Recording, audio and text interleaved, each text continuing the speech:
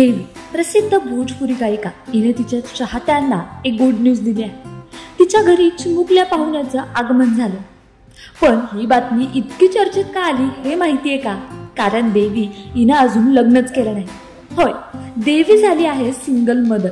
ऋषिकेश येथील एम्स हॉस्पिटलमध्ये तिने शस्त्रक्रियेद्वारे एका मुलाला जन्म दिला. बाळ आणि आई दोघंही निरोगी आहेत.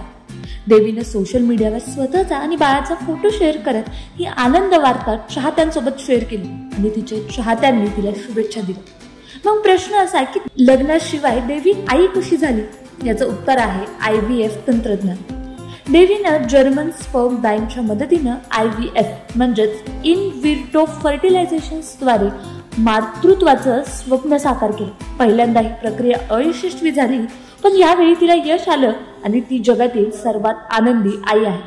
देवी म्हणाली, पती आणि लग्नाशिवाय आई होण्याचं माझं स्वप्न पूर्ण झालं आणि मला याचा अभिमान आहे. भोजपुरी इंडस्ट्रीतील ही प्रसिद्ध गायिका लोकगीतांमुळे प्रसिद्ध झाली.